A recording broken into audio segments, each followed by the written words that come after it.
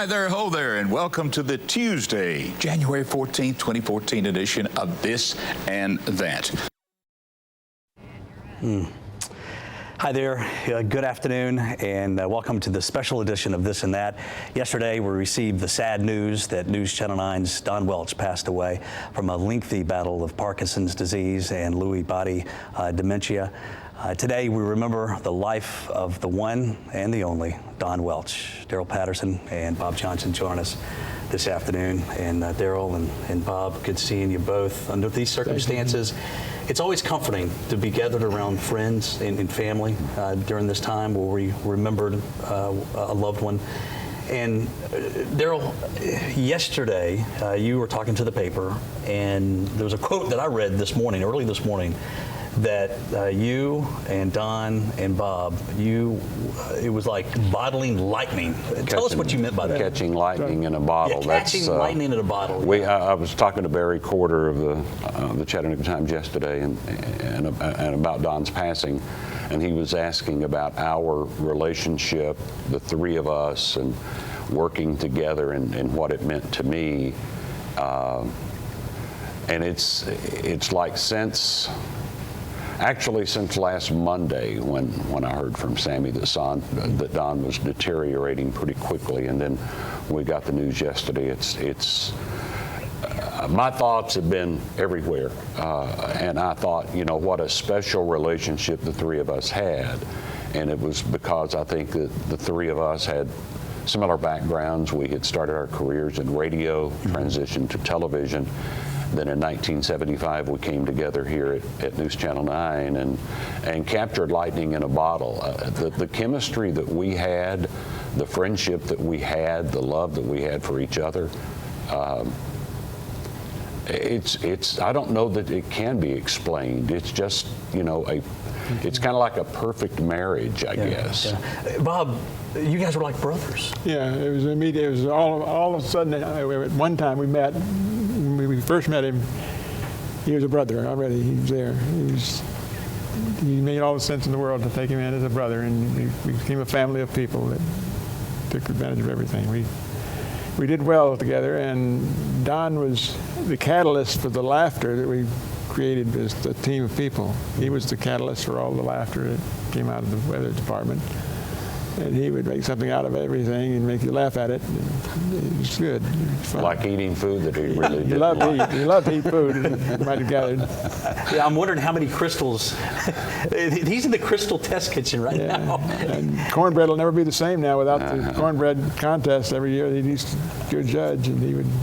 That's right. Big thing out of it. And he's done that every year. Yeah. He did. Yeah. He loved to eat, didn't he? And and very few people went into the crystal test kitchen.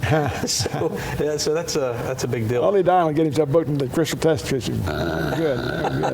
It's my understanding that they actually blindfolded him to take him into that crystal test kitchen.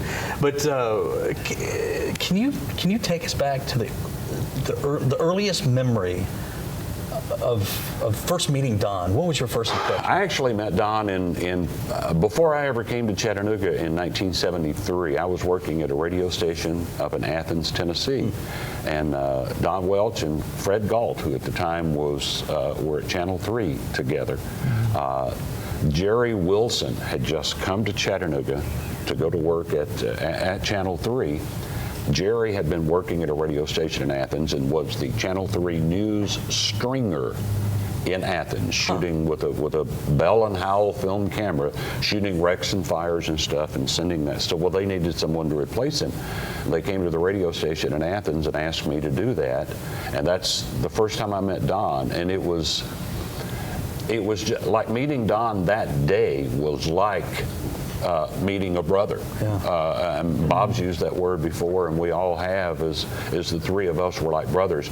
And he and I had a relationship from the get-go that was just like he was a member of the family. And he was that way with everyone he met. I was about to say, because we're looking at what we just saw at Summit and Vince Gill here, and seeing the videos of the hundreds, the thousands of people that he's had the opportunity to meet. Everybody.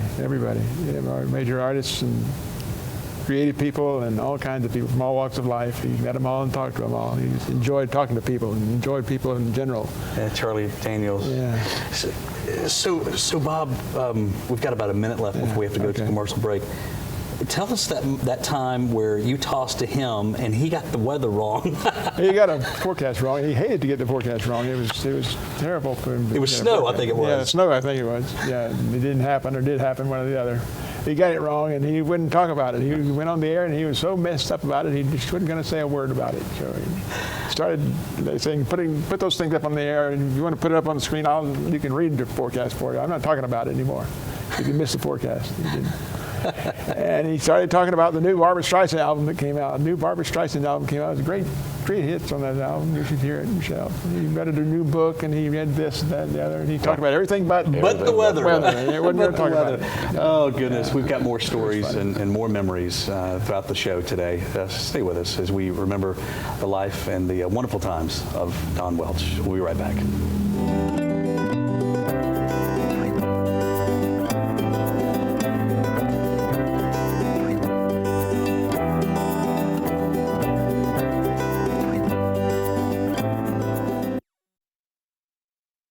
Monday afternoon, 12:38 is your time. My name is James Howard. Bob Johnson, Daryl Patterson, and James Rogers joins us as we remember the life and the wonderful times of Don Welch and so many memories. Welcome back to this special edition of This and That. And James, thank you for joining us. And I'm honored to be asked to be part of the gang here. oh my goodness, We were good friends for a long time with him. We have been friends for a long time. Yeah. So, I'm going to ask you, James, the same thing I asked Daryl and Bob. Take us back to your first memory, the first time you met Don Welch. First time I met him was not actually on the air. I met him down at the Chattanooga Choo Choo. And he was in there just having fun with everybody else and paying me some nice compliments. And it's just like they said, he was the real deal. He was such an he was like Dolly and so many other stars that I've known that you really like. He was the same Don Welch anywhere. You didn't like one time get the Don that's on camera or behind a microphone.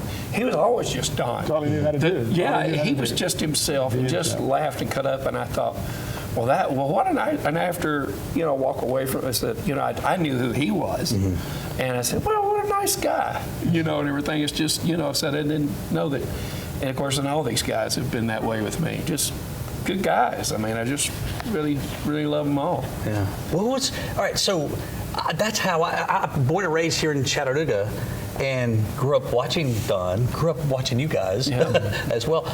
But, I get asked this all the time. What's Daryl like? What's Bob like? Do you ever get a chance to see them? Rotten individual. No, of course not. But Don Welch, what you said, James, he was the same in front of the camera as he was out in public and just kicking back in the hallway here at News Channel 9. He's the real deal. Yeah, if you thought you knew him on TV, you knew him. You knew him in person as well. Wow. Those are some of the early promos when 1975, I guess, when the three of us went on the air.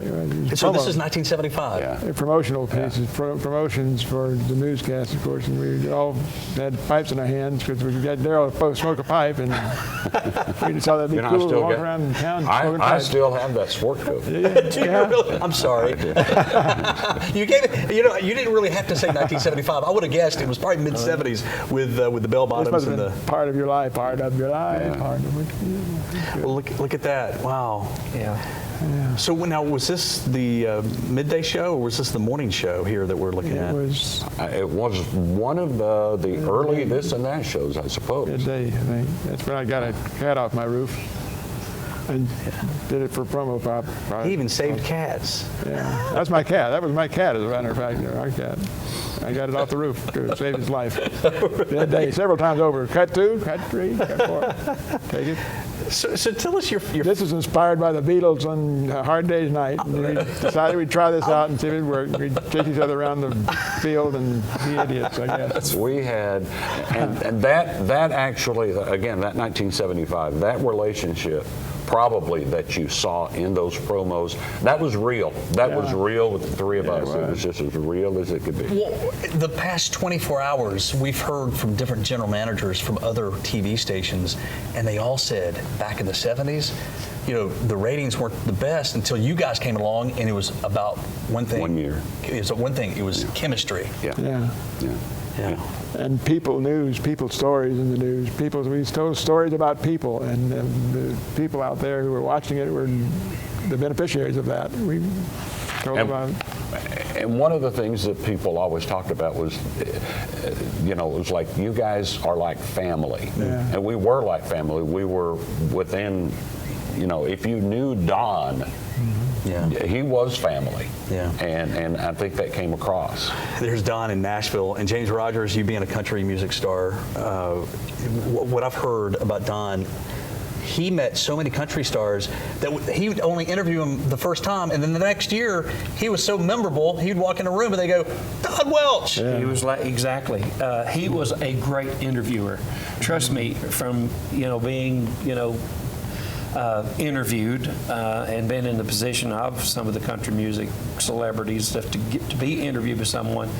Oh, you would pray for a Don Welch to do the interview, because it was always so lighthearted, so easy, and yet he would ask interesting questions like, did you ever start writing a song, then all of a sudden it just gets so hard you just say, I'm never going to finish this song?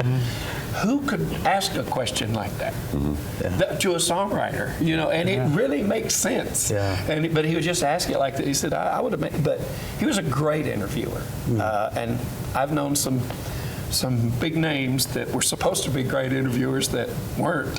They were big names, but they were not good interviewers. He came from the interview school where you ask, how much change do you get in your pocket today? How much change do you bring in your pocket today for this interview? And no one would expect that to come forth. How much change did I put in my pocket? What are you talking about? That's the kind of question people would ask if they had the chance, and you did it for them. And James, Don did that for people. You asked the questions everybody wants to know. All right. Wow. Goodness gracious, time flies when we're remembering a dear, dear friend. James Rogers, Daryl Patterson, and Bob Johnson. I know you're going to be sticking around for the rest of the show. 12:44 is your time, and we'll have more on the life and the wonderful times of the one and only Don Welch. This and That will be right back.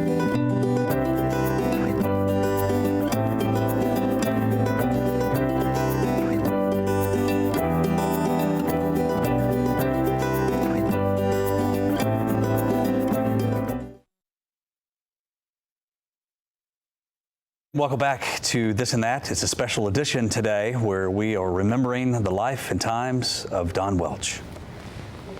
In 1975, the future of TV news in Chattanooga began to change. Join Bob, Daryl, and Don for Action News on 9. One of the men that helped change it, Don Welch. Don was there at the beginning for News Channel 9. He was one of the original 3 members of the news staff that represented Channel 9 going to a whole new and different place in this market. Don joined News Channel 9 back in the 70s as a weatherman alongside the great Bob Johnson and Daryl Patterson. There they are, the 3 musketeers, inseparable on and off the set.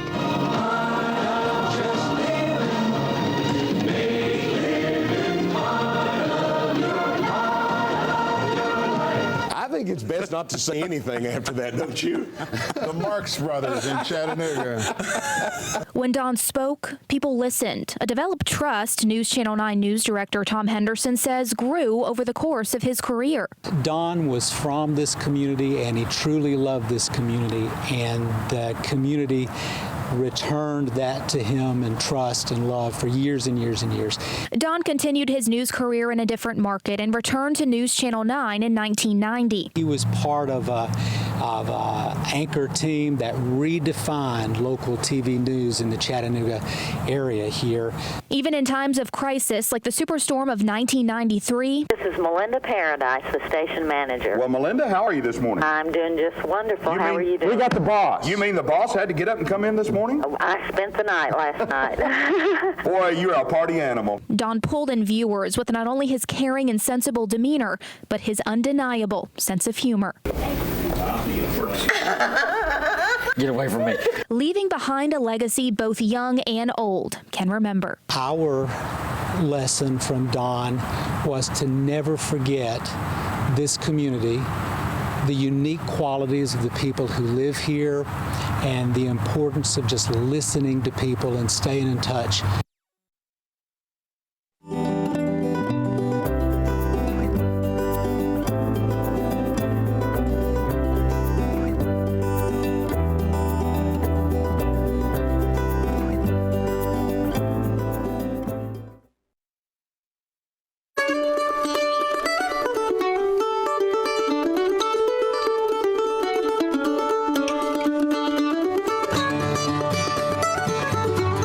When the snow's on the cactus, the hay's in the barn, watch David Glenn's annual winter forecast.